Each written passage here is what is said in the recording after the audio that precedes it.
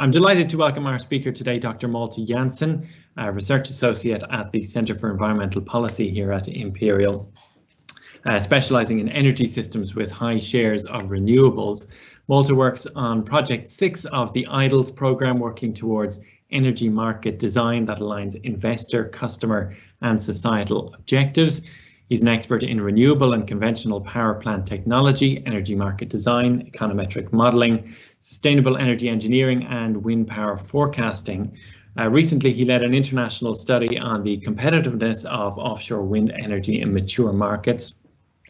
And that study made headlines across Europe. You've probably seen it by now. And today he will be discussing that research with us and speaking about the dawn of the subsidy-free era of offshore wind. So Malte, you're very welcome, and I will hand over now to you. Thank you, Connor, for the very kind introduction. So I will walk you through the topic in the next probably half an hour. If you have any questions by any time, please feel free to ask them. I hope I can see them. I have a little window at the bottom of it. So we'll see how this works out. So if this was a normal setting, I would look around the audience and ask you, what do you see on this slide? And the first one probably would say, well, it's a couple of wind turbines, it's not that hard. One would point out there's a red boat in there. Some others would say, oh, this is probably fake because the sea in the North Sea is never that calm and flat.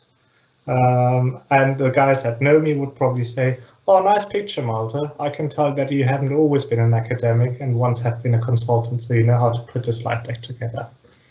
What I actually do see in here is a big zero. So it's a story of zero subsidy offshore wind, so very cost competitive energy technology by now, and it's an astonishing story of very fast cost reduction that I and many other people in the industry have not seen coming for the last years. So as a matter of fact, I was involved in a study some years ago where the learning curves that we assumed were only half that were what we can see now. Also, because it's a scientific study, what Nature Energy saw in it was a cover story for August 2020. It's one of the most successful articles to date, according to Nature Energy. And they were kind enough to write a comment alongside, to ask authors to write a comment alongside to touch on the topic of offshore wind and the cost reduction, which is well worth a read for those interested in the topic.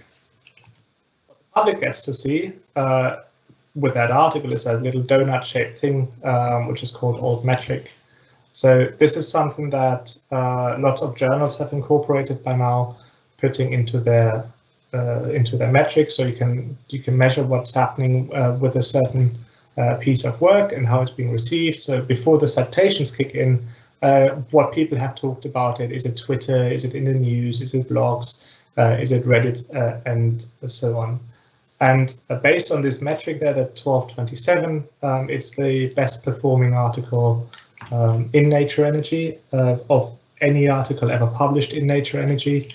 It's the top 25 articles with the search term energy overall in the last decade, and it also happens to be the best article rated at Imperial. But more importantly, apart from like telling me myself how great this article is, it has actually created impact on the policy stage, and this is ultimately what we're after as scientists. We want to create a world where our evidence influences people who make, hopefully, do the right decisions. So loads of you probably have seen the news that the Prime Minister has increased the target for offshore wind on the Tory party conference to 40 gigawatts in 2030. So just to put this into context, we had about 10 gigawatts installed by the end of 2019. Every British home will be powered by offshore wind, which is quite astonishing. And if you look at his speech more closely, he sort of alludes to the fact as well that this may or may not include electric vehicles and some heat pumps. So I think there's that bright future to be had for offshore wind if we get this right. And obviously for the UK, it's a phenomenal story of success where this technology can be exported as well. But also more serious politicians have used this paper already. It's been recently discussed in the German parliament, giving evidence, mostly in the context of what future support scheme is supposed to be implemented for the next round of auctions. But without further ado, I will start talking about the actual research topic. One thing that you might be interested in, there's a link at the bottom of this, and I'm sure we'll be sharing the slides afterwards, where you can read the story behind the paper, how things came about, mostly about football, going to conferences, and how those research collaborations come about. I think it might be interesting for some of you. Without further ado, the era of subsidy-free offshore wind. There's a little anecdote behind that. That was the title that I wanted the paper to be. The title that Nature wanted was the Offshore Wind Competitiveness in Mature Markets Without Subsidy, which is a bit more clunky than I would have liked it to be. This is a collaboration of 5 different institutions, including Imperial College. There's also DTU, TNO in the Netherlands, and BTU Corpus, as well as KU Leuven in Belgium. So this is really bringing together like people who know best what's going on in their country to put the data together and also to explain the data and to make sense of that. Because I've realized when we started this at first, some of those things you can't do alone. And obviously it's a story of a stellar rise of offshore wind from one of the most expensive renewable technologies just a decade ago to one of the cheapest.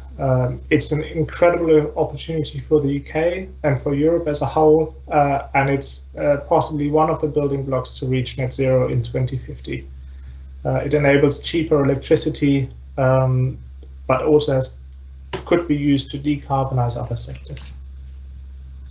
So let me talk about wind auctions. Are we there yet? It's like that little impatient child on the back seat of the car, whether we've already reached our holiday destination.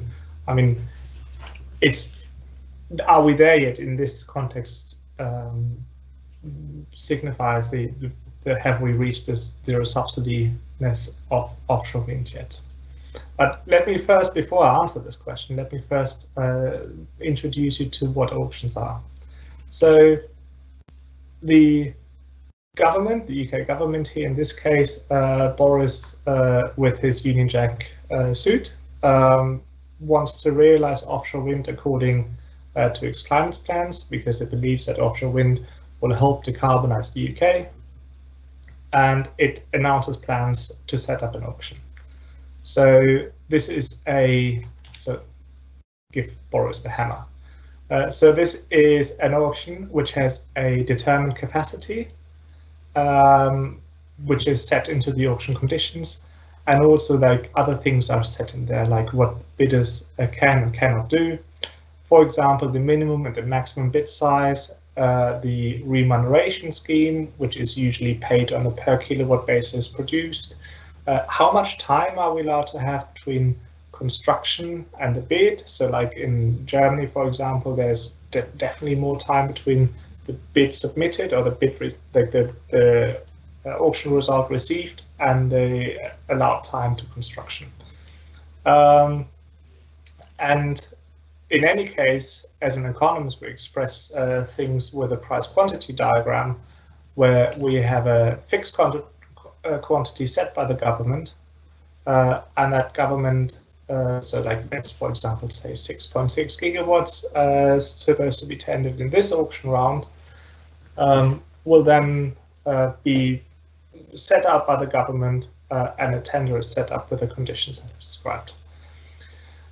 So what happens now is the government asks all of the bidders to submit their bids, and to do this without telling anyone else, mainly to ensure that their bids are competitive, so no one is just undercutting just by a penny, but also to prevent strategic bidding in this round as well as in the next rounds. And each a bid which has a quantity given in gigawatts and a price of pounds per megawatt hour of produced electricity as set. And this price, each bidder then has a different price. So like we get 2 gigawatts at 39, 1.2 at 40, 2 gigawatts at 41, 1.4 at 42, 4 gigawatts at 43, and 2 gigawatts at 45.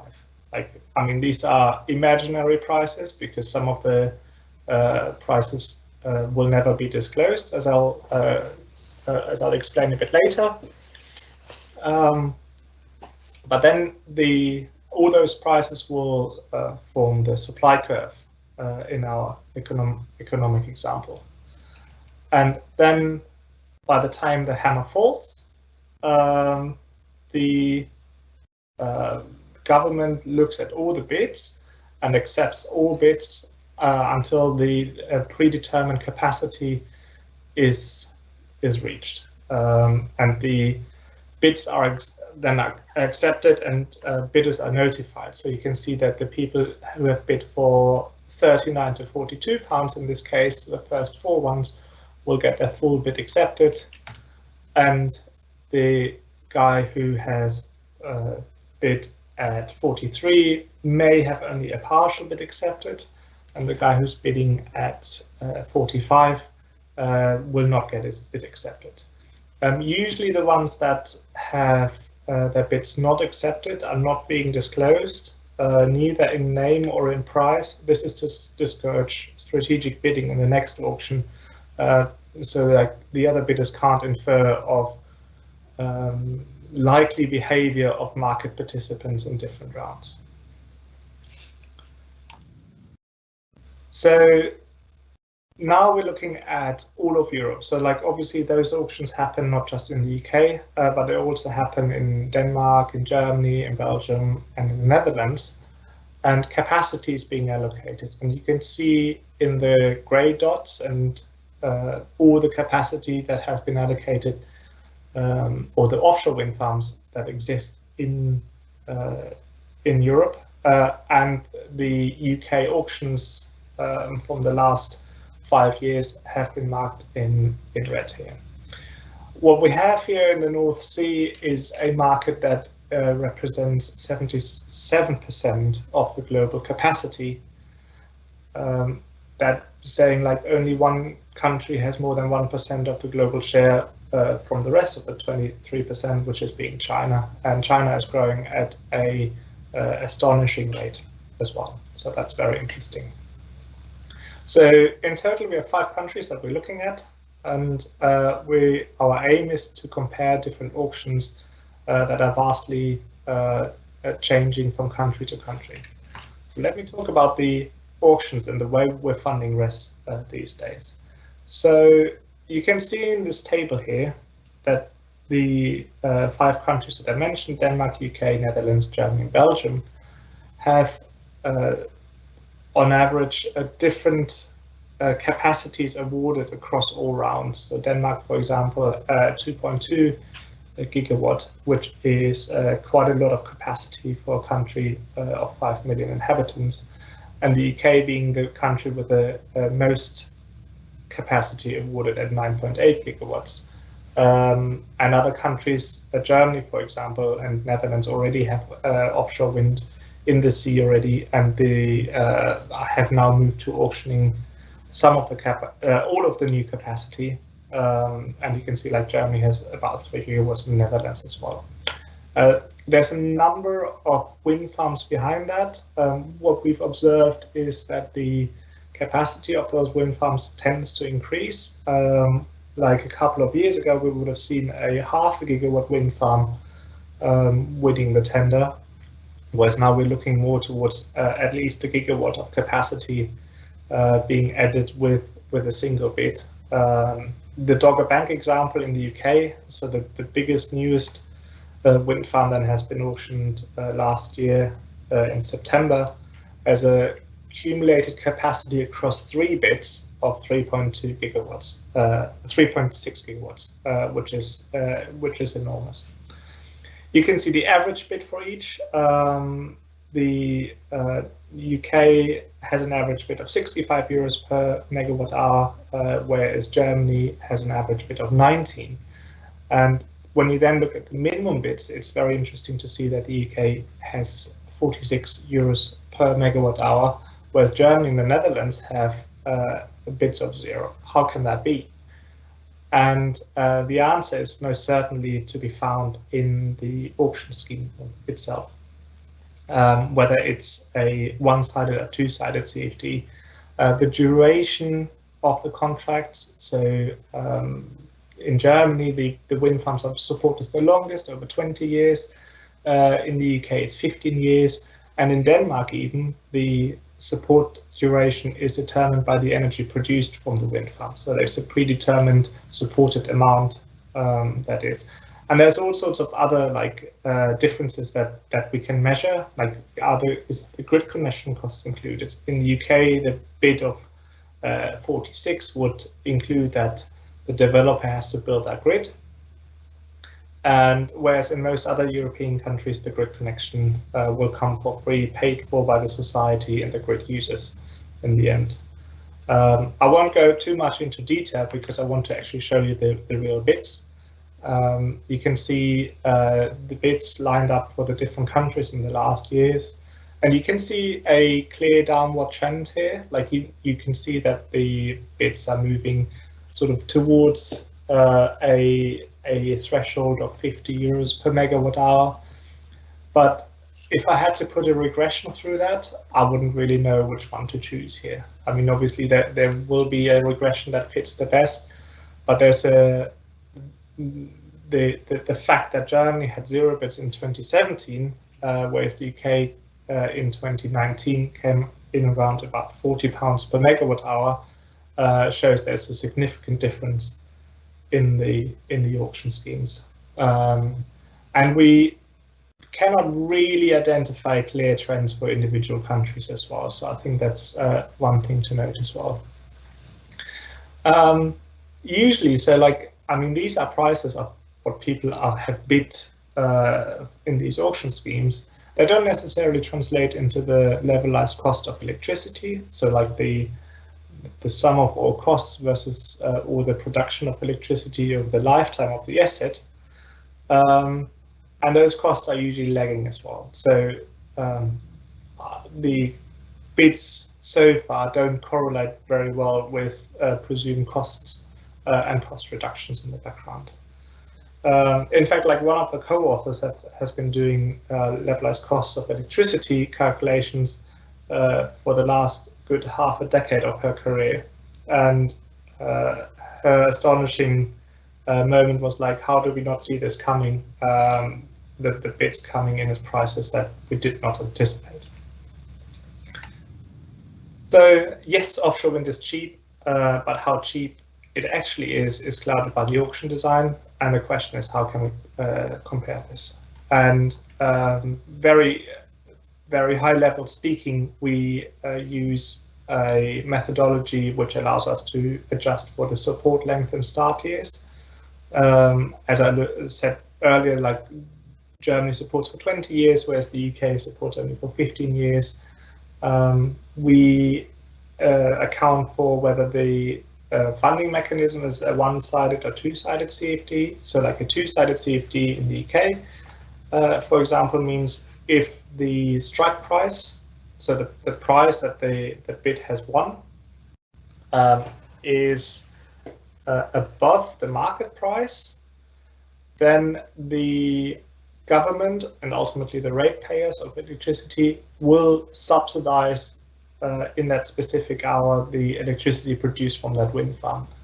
If, however, the strike price is below the market price, then the bidder has to pay back to the government. So I think that's a very interesting one. Whereas with a one-sided CFD, a payment is only made if the strike price is above the market price. So, but the market upside, so every time the market price is above the strike price, is extra revenue for the bidder. Next one is grid connection. We estimate that grid connection is about 1/3 of the total cost of the wind farms now. It's very important whether that's being included or not, and that needs to be levelized. Whether the bid that is being presented is adjusted for inflation, like as it is the case in the UK and Denmark, or whether it's the nominal bid loses value in real time over its life. And then we need to, especially for one-sided CFDs, we need to look at the merit order effect. So like by putting in more renewables, obviously the prices as a whole will decrease, and the capture value that those wind farms can get, whereas the price forecast for power prices in the future are crucial as well. And we have all considered that and put this in a cash flow based methodology. So like it's essentially summing up all the payment streams that either come from the support scheme or from market revenue. So we have called this metric the harmonized expected revenue, and this one is a proxy for the levelized cost of electricity. That is under the assumption that the cost of electricity, the harmonized expected revenue has been determined in a competitive auction, and therefore the margin of revenue is the difference between the harmonized expected revenue and the levelized cost of electricity. And we have observed, based on the bids, a cost reduction in the past 5 years of 12% per year in offshore wind. On the right-hand side, you can see the harmonized expected revenue for each individual wind farm that I've shown before, but indicated by their planned day of operation. So like the picture gets much more homogeneous, but you can also see that, for example, the zero bids from Germany are not actually zero, but they expect to earn money on the market of about 50 to 55 euros per megawatt hour. Very interesting right now as the COVID-19 crisis has declined power prices all across Europe. This could have an impact on whether those wind farms are being built or not. According to our analysis, we believe that the threshold of 50 euros per megawatt hour has been undercut, so that wind farms are being built for 50 euros per megawatt hour or less. However, we do see that there's a large uncertainty with regards to future power prices. Let's check if there is any questions in the chat so far. Can't see it yet. Published. Hang on, there is a. I'll take the questions later. I'll continue with the presentation first. So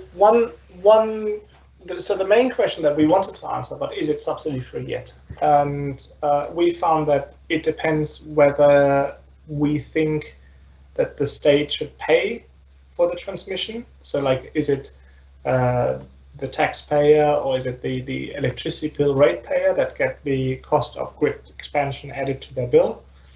Or is it the one constructing the offshore wind asset offline outside at sea, whether they should pay for that? If you think that the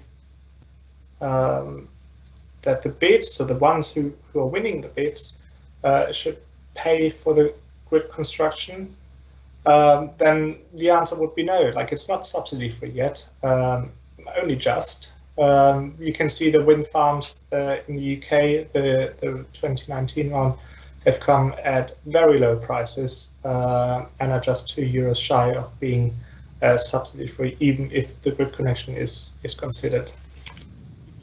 I think that the grid connection should be subsidized because it's a public asset and brings value back to the consumers by building that.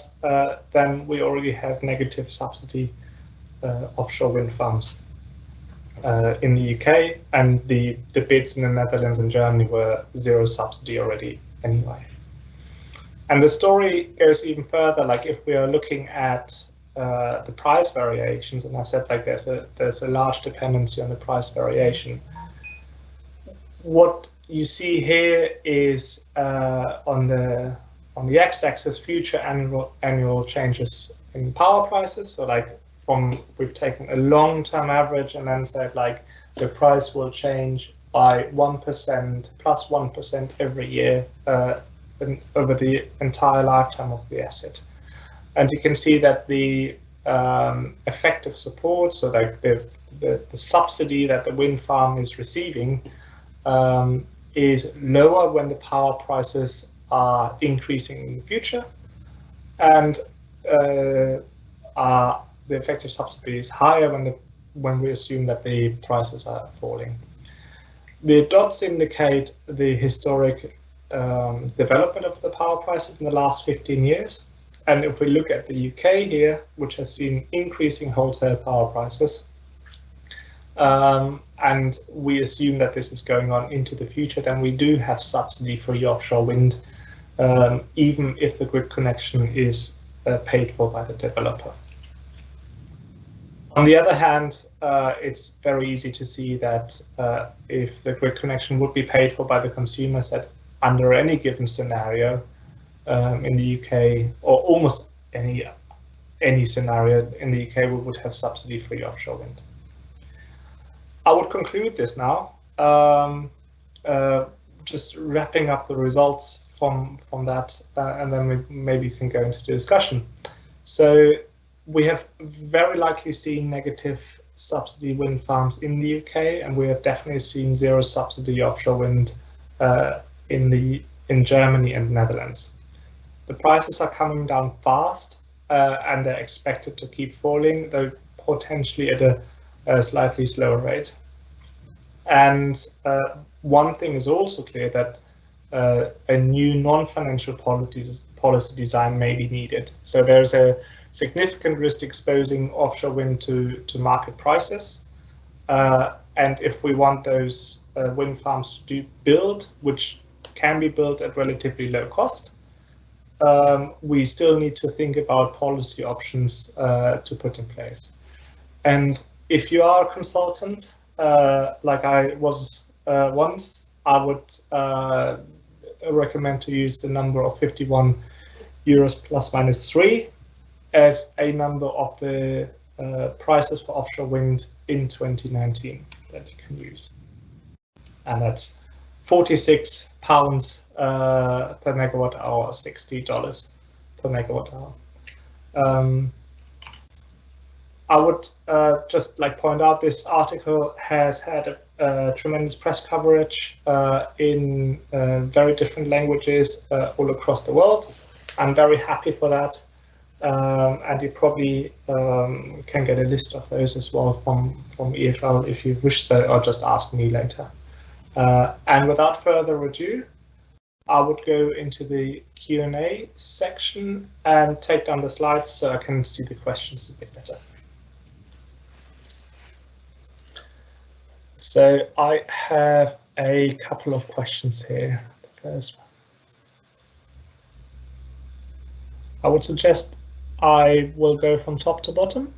Hi, this is Ruslan from GE Renewable Energy. As per latest CFD auction in UK, there was a tendency of big projects winning the auctions, while smallest ones with already permits in place have to stay off the game. How the future of auctions would look like for smaller size already permitted projects with ambitions of UK government targets. I'm unsure whether I can ask that question sufficiently. I think there is a logic in bigger projects winning those auctions due to the economies of scale, like building more wind turbines at once probably allows for cheaper costs. There is potentially a way to like design the auction in a way that like levels out that disadvantage, but I don't believe that's necessarily the priority for the government at this stage. Shall I take the next questions? Like, if you have any other questions, please please type them up, and I'll get there. Then Adrian Hilbers from Imperial. This is really cool stuff. I've got a question about the €0 bids. How is this possible? Are these bidders who want to ensure they get chosen and rely on others to determine the CFD price? After all, if all desired capacity is met with companies bidding zero and all these companies getting no money. So it's a very interesting question, and it's something that the German government is currently struggling with. So the way this works, the bids that were zero will be billed essentially at market terms. So all their income is expected to be generated from selling electricity on the wholesale market. And obviously they're then fully exposed to market prices and all the challenges that it brings. The reason why those companies would choose to do those bids is you're still within the framework of getting subsidy, which means in Germany free grid connection. Whereas if you were to build this on market terms alone, you have to build your own grid connection. So that's probably the reason why they choose to bid zero. Now the German government is thinking about a situation where they might get more zero bids than they have capacity to tender for. In this case, they're currently discussing a second auction component, essentially where the first round goes, so what are you willing, for what price are you willing to bid it? And if you then have more bidders exceeding zero, they will rebid in the second round and indeed have like negative prices, which then in turn will set off some of the construction costs. So it will lower will set off some of the construction costs of the offshore wind connection, and then will lower the bill for the consumers. I hope that answers the question wholesomely. And then there's a question from Richard Green. Were all auctions based on pay as bid, in which case you might add a bit on top of your expected cost, or were any going to pay all successful bidders the price of the most accepted bid? It's a mixture of both. Like, some of the countries have pay as bid. Germany has pay as bid implemented. And if I remember correctly, the UK has pay as clear. So like for that specific year, you get the highest price. So some bids might have even been lower than that, but we wouldn't know of it. And I think that's the end of the list of questions for now. If you do have anything, please let me know.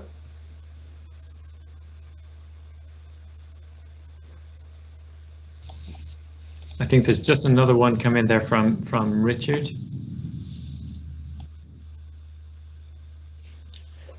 Let me just scroll down. Is the German setup, I get paid the maximum of the market price and the price I bid? Or so the German system is a sliding feed-in premium. So the payment is determined by the average market price for a whole month, so like 30 values or 31 values going into that, and then the difference is paid out.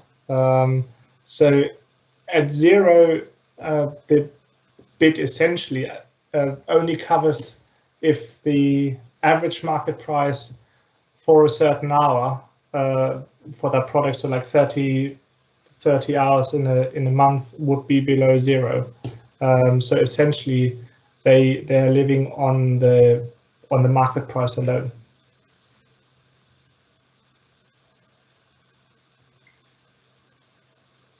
I hope that explains it. I mean, I've been working on that for years with the German system. It's very complicated, but it's a setup that enables market integration of renewables a little bit better than it does in the UK, because it exposes renewables to more price fluctuations. Thanks, Malte. A few more questions have come in there. If you want to take a look. They don't auto scroll, do they? No.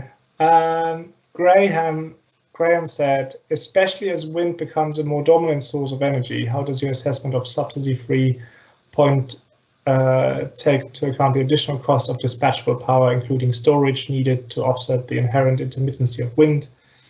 I believe Royal Society indicates that the true LCE for an integrated system could be double that of just the wind power itself. It's a very fair point. So we have not modeled that because it's sort of outside the scope of the study. And there's certainly significant cost to building that backup. Very relevant cost. I know UCOC has a report on that made in 2016. There is to be said that there's a whole lot of uncertainty of what that actual sort of system cost would be in that case. We're not denying that it happens, and I think we have, I'm certain we have put this in the discussion part of the paper as well. But this would probably be an assumption, an assessment for a later day. If that does answer the question, I'll just go on to the next one. Dan Milik asked, thanks for the great presentation, Malte. You've mentioned that electricity prices have fallen since COVID-19, and this may affect some planned bids. Could you please go into this a bit more on how you may think COVID could impact the production wind in the near term? So the bids in Germany were set up. The auction was in 2017, and the bids were set up to come online with 2024, 2025 in mind. And the logic is that companies can take their final investment decision after the phase out of nuclear plants and see how the prices will then stabilize in the future. I think that's a very German case. However, some of the wind farms will have to be financed on market terms, and a recovery of the power prices may be likely. But also there's a shift on the way we use energy at certain times of the day, i.e. working from home, which may have an impact on energy prices. And I can certainly see that some investors who have not taken final investment decision yet might actually be scared by the fact that this may not be as lucrative as thought. Then Rafa Palacios asked, while technology has brought costs down, the best sites are being auctioned out. What are your thoughts about how that tension will evolve? Very interesting. I'm not sure if the best sites have been auctioned out yet. There's I think Dogger Bank was not considered the best site some decade ago because it was just too far away from shore. So the look on what is being seen as the best site might actually change. If you think about floating, floating offshore wind, so like putting wind turbines onto swimming platforms, might actually be able to get you into better wind conditions at well, like I said, like lower costs ultimately if we get the costs down. but it will have to be seen how we can like use the sites a bit better. I mean, if you look at the story of onshore wind, the best sites in Denmark and Germany have been taken first back in the 80s probably. Yet they still have managed to bring the costs down in different sites. I think the North Sea isn't like full of wind turbines yet, at least like around the UK. So I probably don't worry about that too much yet. And technology is evolving in a way that that they're now considering monopiles up to 60 meters depth, which is something that would have been unheard of just 5 years ago. Then next question is Spiros Karamitsos. Excellent presentation. Question: was the islanded nature of the UK considered to justify the OFTO? This might increase investment risk from a technical perspective in the relatively early days of offshore wind. This may not be evident in stronger interconnected continental networks. I'm not sure if I understand the question correctly. I will have a try anyway. So the way the UK has set up so OFTO is the offshore transmission operator. The logic behind the wind farm building the transmission asset as well is that if they're being exposed to prices in the bidding process, they will try to get the cheapest technology possible, which may not be the case if you look at Germany, where they tend to build the gold-plated solution because the ratepayer pays anyway. I think there's a separate discussion which has just restarted on whether we should be smarter about how we connect those offshore wind farms, whether it's the logical choice to bring the power to shore, then to route it through each country to maybe then try and export it to another country. I think there's a smarter way of doing things when you transmit the power from directly offshore, and then instead of bringing it to Britain, you directly feed it into Norway or Denmark. Just type if you have any clarification on that, Spiros. Then Marco Onedi has asked, hi Malte, interesting stuff. A question: are you planning to extend it in any way to other renewable technologies, for example, solar PV? The answer is yes. We have had preliminary work going on for solar, and the results haven't been published yet, but we have concluded the research work behind that. So that is definitely something that will happen as soon as I get to the write-up of this. And then Adrian Hilbis from Imperial asked, you touched on this just now, but can you give some more comments on price cannibalization? With increasing wind capacity, one expects prices to be depressed at windy times and high at calm times. Does this mean that the CFD scheme is more expensive for governments since they have to make up the difference? And wind only produces at times of low electricity price. Is this why, as Jesse said, the German government takes the average price across the whole month? So we fully expect that the prices will be depressed, that the price that offshore wind can capture will be depressed or will be lower than the average market price in the future, and will continue to decrease as well. So the merit order effect is clearly visible, and we have modeled that as well in our study. So there's a calculation point in 2030 for which we, based on scenarios, obviously, calculated the price decrease. I think the reason why the German government takes the average price across a whole month has to do with the way the renewables integration and the direct marketing scheme is working.